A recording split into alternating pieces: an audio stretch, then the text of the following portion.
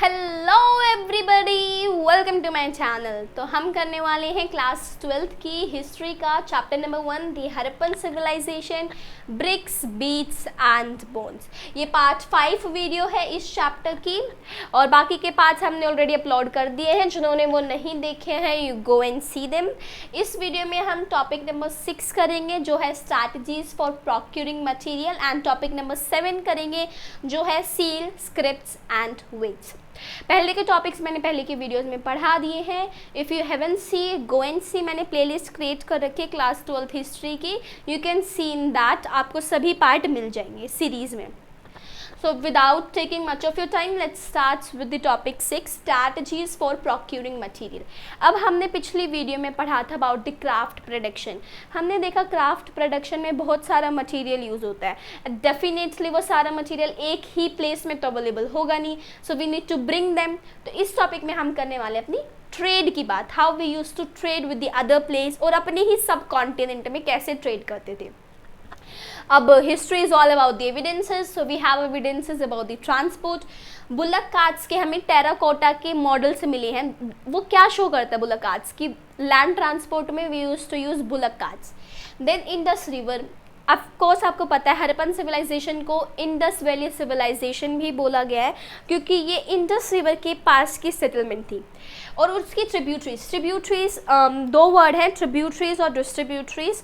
Geography में आपने पढ़ा होगा, अगर आपको नहीं पता तो इन शॉर्ट मैं आपको बता देती हूँ। एक रिवर है तो उसको जो छोटी छोटी रिवर ज्वाइन करती हैं उन्हें हम बोलते हैं ट्रिब्यूटरीज। मेन रिवर को जब एक छोटी छोटी रिवर ज्वाइन करे, वहीं पर जब एक मेन रिवर से छोटी छोटी रिवर्स सेपरेट हो जाए या डिस्ट्रीब्यूट हो जाए, उन्हें बोलेंगे डिस्ट्रीब्यूटरीज।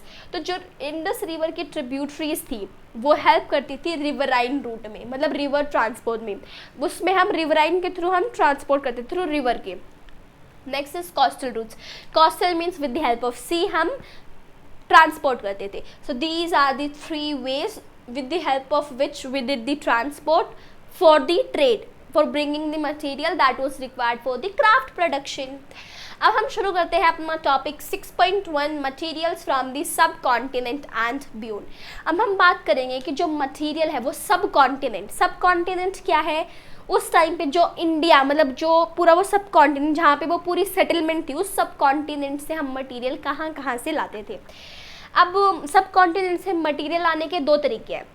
या तो जहाँ पे वो मटेरियल है वहीं पे सेटलमेंट कर लो और वहीं पे सेटल हो जाओ, मटेरियल यूज़ करो, प्रोडक्शन करो।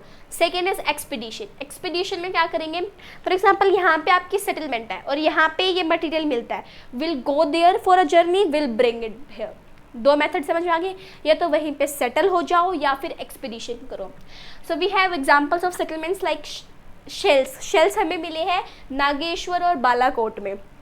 पिछले टॉपिक में भी हमने पढ़ा था शेल ऑब्जेक्ट्स मिलते हैं नागेश्वर और बालाकोट में, तो ये इसी एरिया में ये सेटल हो गई और वहीं पे ये शेल के ऑब्जेक्ट्स बनाने लग गए, जैसे कि बैंगल्स वगैरह। Then we have lapis lazuli. Lapis lazuli एक बहुत ही प्रीशियस मटेरियल है, ये ब्लू कलर का है, इसकी बहुत ज़्यादा वैल्यू थी उस टाइम पे मार्केट में। ये शोरतुगाई में मिलता था, शोरतुगाई प्रेजेंट है अफगानिस्तान में।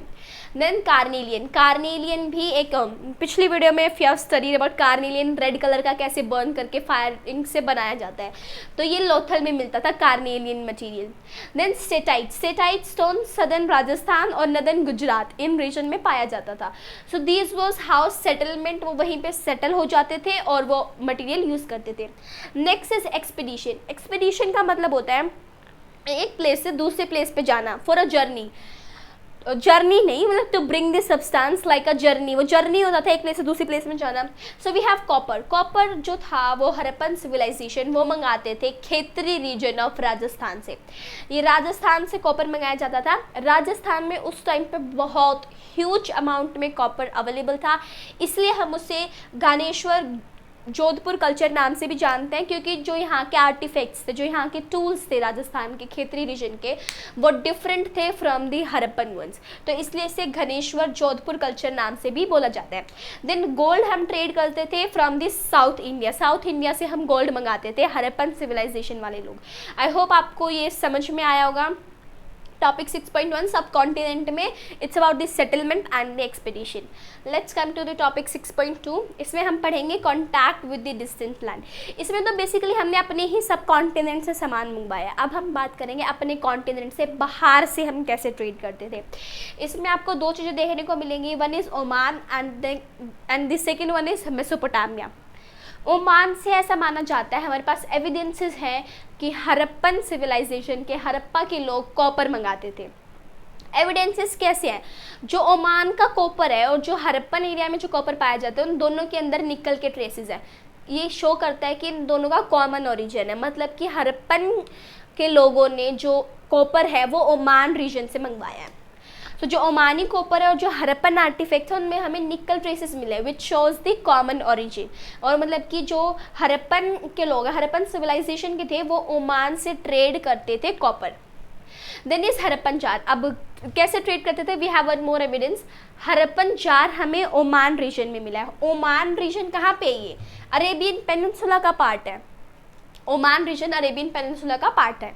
तो अब हम हड़प्पन जार है एक जो कि हड़प्पन रीजन में पाया जाता था, वो जार हमें ओमान रीजन में देखने को मिला है। और उस हड़प्पन जार को ब्लैक कलर से कोट कर रखे ताकि पर्कुलेशन ऑफ लिक्विड हो। पर्कुलेशन ऑफ लिक्विड मतलब कि लिक्विड बाहर ना निकले उससे और उसे प्रिवेंट कर सके, इसलिए उसकी ब्लैक कोटिंग कर दी गई है। तो वो जो जार है, वो जार के एविडेंस हमें ओमान में मिला है। इसका मतलब ये है कि दे हैव सम लिंक, और वो सम लिंक क्या है? They used to trade. और अब आर्कियोलॉजिस्ट ऐसा भी मानते हैं कि उस जार में हड़प्पन में लोग कुछ सामान डालते थे और वो जो सामान है उसके बदले वो ओमान वालों लोगों से कॉपर लेते थे। They used to exchange. वो जार में सामान लेके आते थे और ओमानी लोगों से वो they used to exchange for the copper.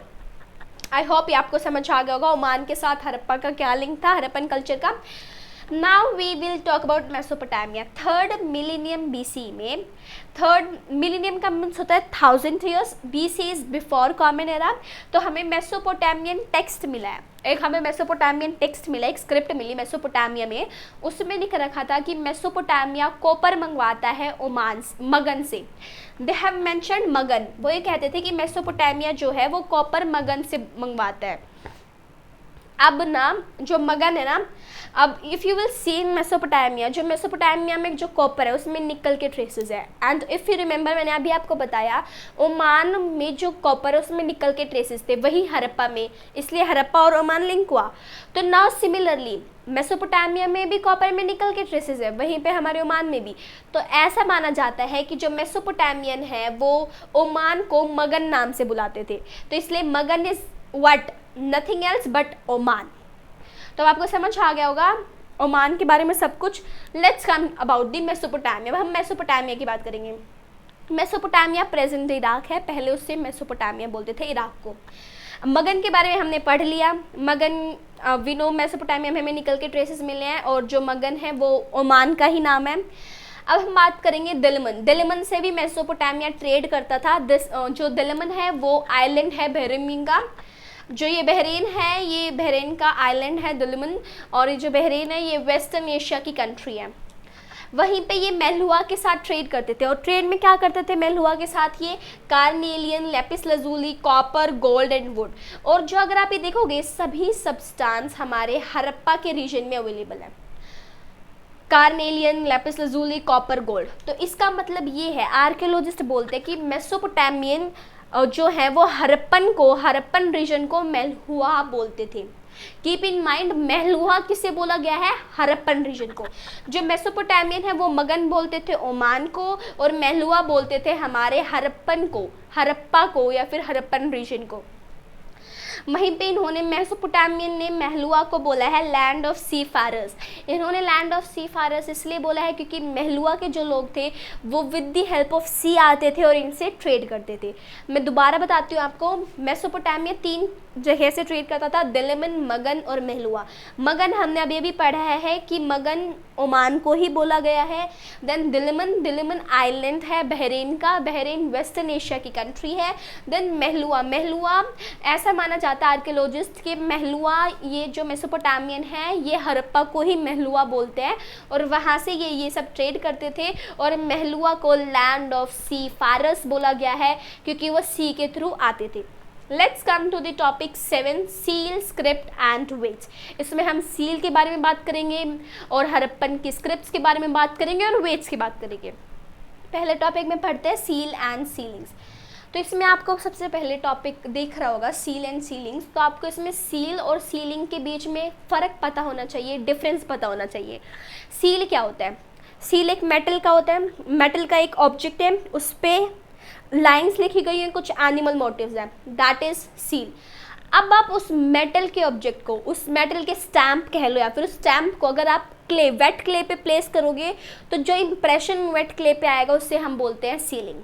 तो ये डिफरेंस है सील और सीलिंग में। जो सील और सीलिंग है ये लॉन्ग डिस्टेंस ट्रेड के लिए यूज़ होती थी। कैसे? मैं आपको एक एग्जांपल बताती हूँ।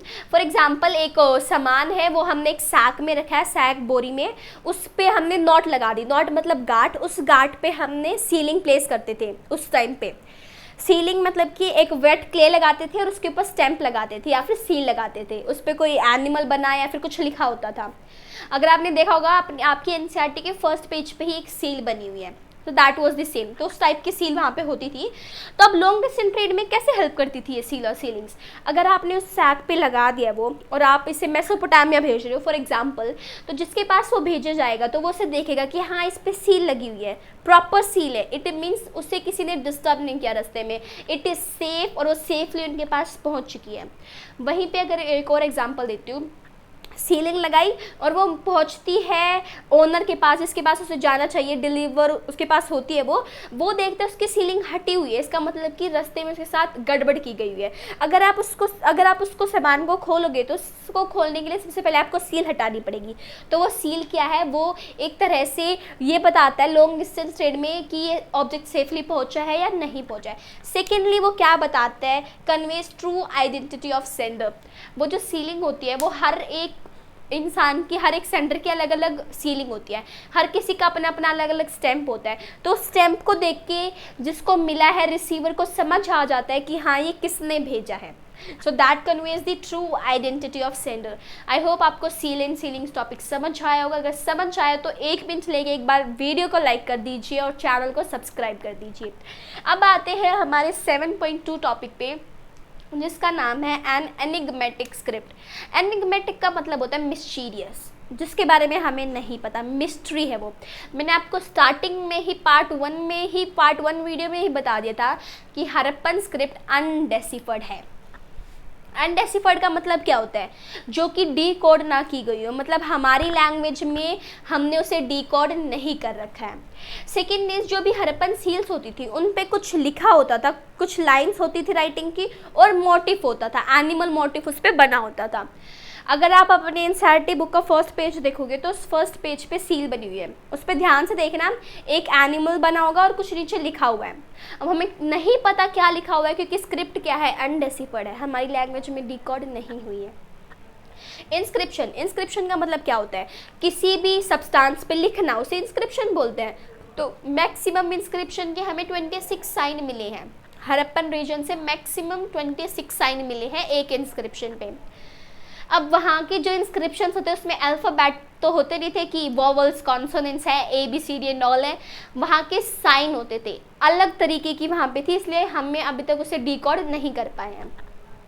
वहाँ पे 375 to 400 साइंस हमें देखने को मिले हैं। मतलब अगर आप लिखना चाहते हो तो आपको 375 to 400 साइन याद करने पड़ेंगे। वहीं पे अगर आप अब बात करो तो हमारी इंग्लिश में 26 अल्फ़ाबेट्स है जस्ट। तो उसके बाद आप देखोगे मैंने सब कुछ लेफ़्ट टू राइट लिखा है। हमारी स्क्रिप्ट क्या है? Left to right. वहीं पे हड़प्पन कल्चर या फिर इंडस वैली सिविलाइजेशन के लोग क्या लिखते थे? राइट टू लेफ़्ट, वो राइट से लेके लेफ़्ट तक लिखते थे। I hope you got it. अब यहाँ पे कुछ एग्जांपल्स दे रखे हैं जहाँ पे हमें लिखा हुआ मिला गया है, राइटिंग्स मिली है, जैसे सील्स पे, कॉपर टूल्स पे, रिम ऑफ जार्स पे, कॉपर टेराकोट टैबलेट्स पे, ज्वेलरी पे, बॉर्न रॉड्स पे और वहीं पे साइन बोर्ड्स पे। तो यहाँ पे हमें कुछ ना कुछ लिखा हुआ मिला है, यहाँ पे हमें राइटिंग देखने को मिली है। तो ये क्या सजेस्ट कर सकता है? Can we say that literacy was widespread? Of course we can say, क्योंकि इतना कुछ हमें इतने ऑब्जेक्ट्स पे लिखा देखने को मिल रहा है, तो it means literacy was widespread. Let's come to the topic 7.3। 7.3 में हम पढ़ने वाले हैं वेट्स के बारे में। वेट्स क्या होता है? एक्सचेंज करने के लिए। अगर आप वेंडर के पास जाओगे वेजिटेबल लेने, you will say give me 2 kg potatoes, तो वो क्या रखता है, एक कुछ सर्कुलर टाइप का रखता है एंड देन इस साइड पे वो आपके पटाटो रखता है और वो मेजर करता है। उस टाइम पे भी हड़प्पन सिविलाइजेशन के टाइम पे भी 2600 BC से लेकर 1900 BC के टाइम पे भी वेट्स होते थे। दे वर यूज फॉर एक्सचेंज। मैंने आपको बताया एक्सचेंज ऑफ द मटेरियल के लिए वेट्स यूज होते हैं। ये किससे बने होते थे? चैरेट स्टोन से बने होते थे। 1 मार्कर क्वेश्चन है, बहुत इंपॉर्टेंट क्वेश्चन है, कीप इन माइंड। क्वेश्चन आ सकता है weights were made up of which stone, option दे दिए जाएंगे chert stone, CHERT, keep in mind. Next is they were cubical in shape, वो क्यूबिकल शेप के होते थे। नो मार्किंग, जैसे अगर आप प्रेजेंट में देखोगे, if you go to a vendor, जाओ तो उसे बोलना भैया हमें मेजर करने के वो दिखाना, स्फेरिकल शेप के मिलेंगे या फिर क्यूबिकल शेप के मिलेंगे, तो उन पे ऊपर लिखा होता है 1 kg, 2 kg, 5 kg, पर उस टाइम पे कोई भी मार्किंग नहीं होती थी उन पे वेट्स पे। और देन वी हैव मार्किंग नहीं होती थी तो लोअर डिनोमिनेशन और हाई डिनोमिनेशन। उस टाइम पे क्या माना जाता था? लोअर डिनोमिनेशन जैसे बाइनरी 1 2 3 4, डेसिमल नहीं है। और ये किसके लिए यूज होते थे? स्मॉल ऑब्जेक्ट्स के लिए, जैसे कि ज्वेलरी। अगर आप ज्वेलरी खरीदने जाओगे तो वहाँ पे आपको डेसिमल देखने को नहीं मिलेगा कि 1.25 मीन्स 1 kg 25 ग्राम, ऐसे नहीं देखने को मिलेगा। That was lower denomination. और हायर डिनोमिनेशन होते थे of course decimal system 1.25 and all. We have example of metal scale pan, हमें मेटल स्केल पैन भी देखने को मिला है, और जो ये मेटल स्केल पैन है ये भी मेजरमेंट के लिए यूज़ होता था। So that was all for today.